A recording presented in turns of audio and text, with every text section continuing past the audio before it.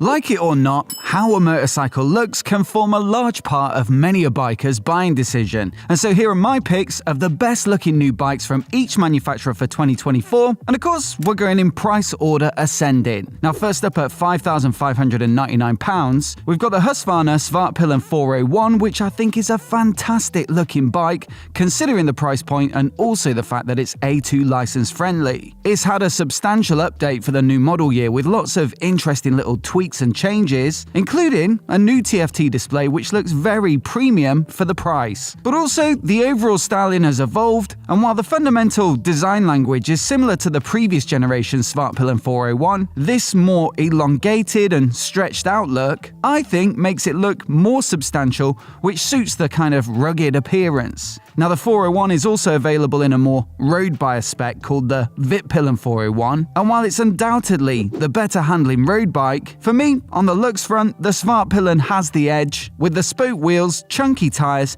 and the stealthier looking paint job, all giving it a bit more visual interest. Now also representing extremely good value for money, I think, it's the Royal Enfield Shotgun 650, which is new for this model year and I think probably the best looking bike now in their lineup. It's heavily based upon their Supermeteor 650, which is a more stretched out cruiser style bike, but the Shotgun takes that quite traditional looking aesthetic and modernizes it with a graphical paint scheme and blacked out hardware. It's also an excellent bike to ride with a more upright and aggressive ergonomic that means you can get on top of it a little more. And with the air-cooled parallel twin at the heart of it, there's bags of soul and character. For me, I think I'd have to go for the stencil white paint job that was actually on the bike that we reviewed, but as always, Enfield offer a nice selection of other schemes, so there should be something to suit all tastes. But if you fancy something a little more sporty, then you can't go far wrong with an Aprilia RS 660. It's a brilliant middleweight sports bike that offers bags of fun out on the road, but also it's got a decent riding position that isn't too aggressive,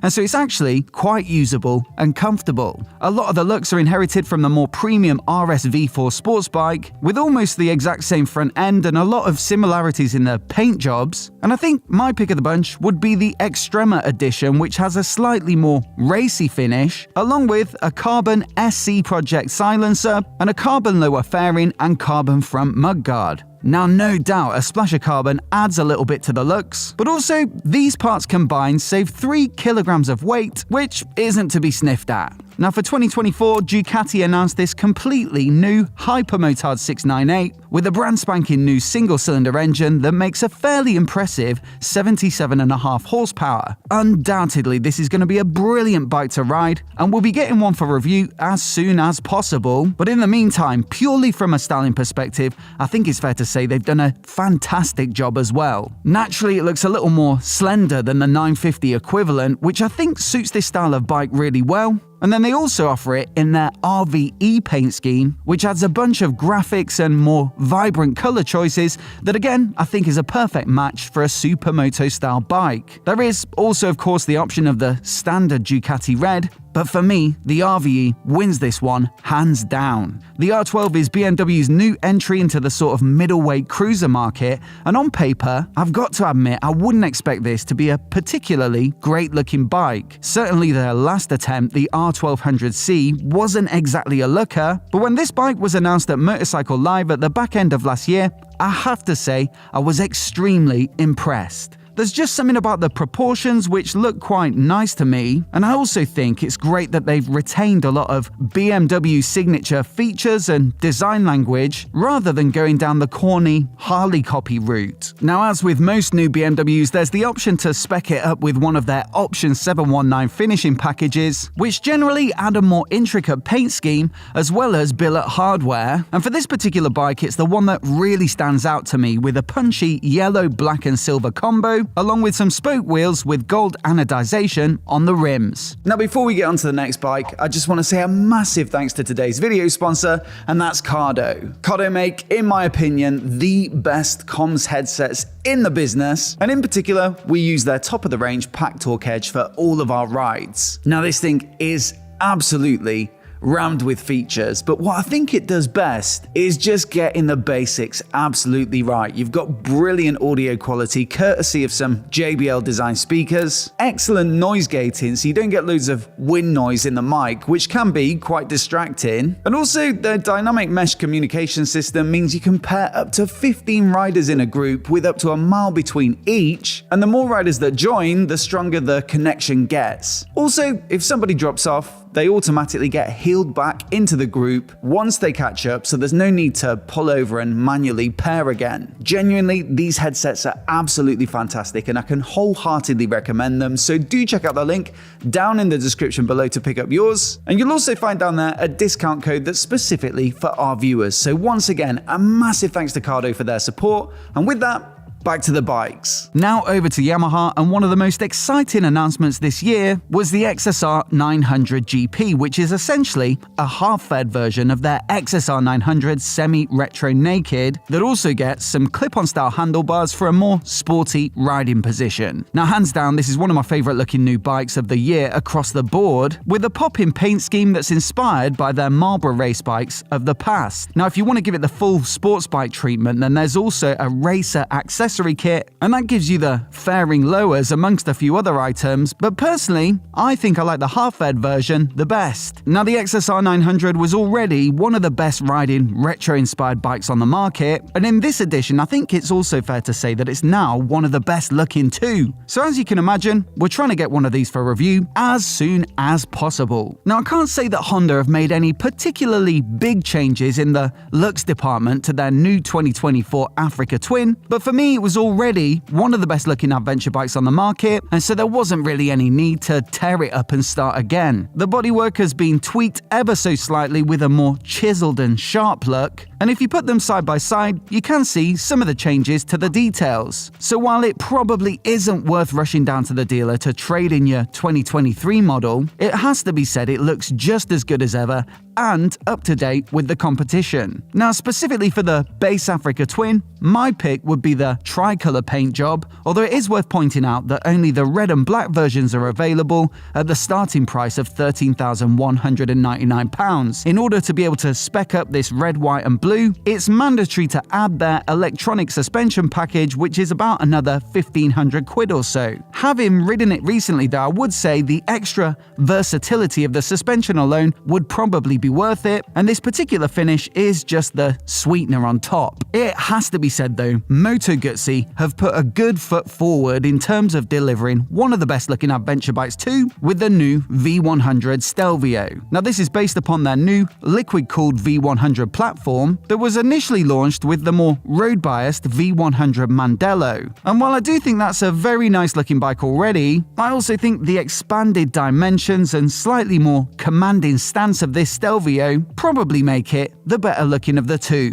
Some of the details on this bike are really very nice, like the jet fighter thruster inspired taillights, the vents that run along the side panels, and also the Mandello Eagle daytime running light up front. And all in all, it makes for a great looking bike with a nice balance of the rugged adventure bike vibe and some beautiful Italian design flair. Now fundamentally, I wouldn't necessarily say that the Kawasaki ZX-10R is normally my cup of tea. I usually prefer something a little bit more classic and traditional looking rather than the super angular modern sports bike design. But I had to include this new 40th anniversary edition on the list purely for the retro-inspired paint job that I think suits this bike absolutely perfectly. It's a bit of a throwback to their sports bikes of the 80s and 90s, and not only is it available on this ZX-10R, but also the ZX-6R and the ZX-4RR, both of which, in my opinion, look equally good. Now, KTM's design language is not necessarily always for everybody, with super angular shapes, aggressive bodywork, and super bright orange paintwork 99% of the time. But there is one category of bike that I think this approach absolutely suits, and that's the Super Naked. New for 2024, we've got their updated 1390 Super Duke R, and it 100% delivers on their typical style. And for me, I think it's a good thing. Now, perhaps the headlight will be a little bit of a contentious feature, with a new LED projector design and a daytime running light on a sort of frame around it, but I actually like what they've done. And I think it modernizes the look a little bit whilst also keeping that outer shape that references the previous model. Now you can get this bike either in the standard R model or the Evo with their super advanced electronic suspension, and both bikes come in either a black version or the more pop-in orange, which I think would have to be my pick of the two because it's a KTM. Now the Hayabusa is probably a bike that's going to visually divide opinion, but it has to be said it's an iconic shape that's instantly recognizable as one of the most famous bikes of the past few years. New for 2024 though, they've announced this 25th anniversary edition with a paint job that would do KTM proud, and it looks much more punchy than the previously available white or black versions. I think it really does work, and for me makes it the best looking Hayabusa of the past few iterations. Now over to Indian, and for a few hundred more quid, you could pick up their new limited edition version of their FTR Naked, which has been designed in collaboration with 100%, who are best known for making gear and goggles. The FTR is already a brilliant bike to ride with a super punchy 60-degree V-twin that makes 120 horsepower peak and 120 Nm of peak torque. But this version just takes it to the next level in terms of finish, with some really nice little touches all over the bike. Now I love this choice of color, which is completely different to anything that they've done before on an FTR, and the candy finish actually leaves a little bit of the carbon texture peeping through, which I think is a very nice touch indeed. White on the frame also adds a little bit of contrast, and I do like the graphical scheme on the tank, along with the block of red on the rims a la Ducati for a bit of a sporty vibe. Now it's been roughly 5 years since the current iteration of the Triumph Rocket 3 was introduced, and I think it's testament to the design that it looks just as good now, and still like it could be a concept bike on a stand at a motorcycle show.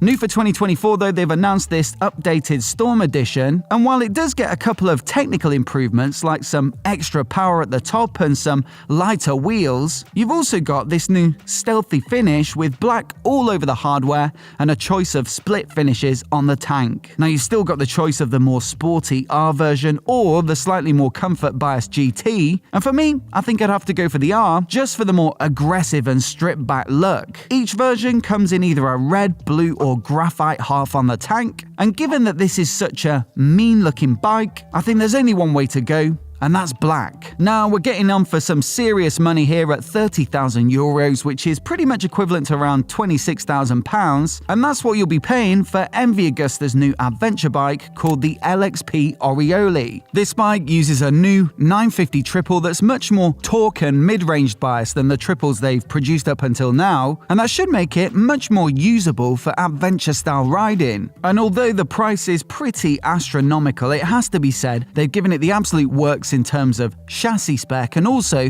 the technology package. From a looks perspective, obviously it's taken some inspiration from the Cagiva Elephant with the paint job, and it's got all of the typical MV Agusta design flair in the bodywork, with some beautiful contouring and some neat little touches like the light in front and rear, but just applied to the adventure bike format. But it couldn't quite top the list in terms of pricing though. In fact, it was some way off, with Harley-Davidson's new CVO Street Glide coming in just shy of £40,000. Now this was my pick of their new 2024 bikes, and while there is a Road Glide equivalent which gets a bigger frame-mounted fairing, the Street Glide would be my choice, with the slightly more traditional looking single headlight that I think better suits the overall aesthetic of the bike. Now if you want the full details of the new Harleys for 2024, then there's a video on the screen now so you can give it a click and give it a watch in case you missed it. Do let me know your favourite looking bike on this list as well down in the comments below, or if there's something else new for 2024 that you think I've missed, hit subscribe as well if you haven't already to see more of the latest motorcycle news like this right here on YouTube. Many thanks for watching today,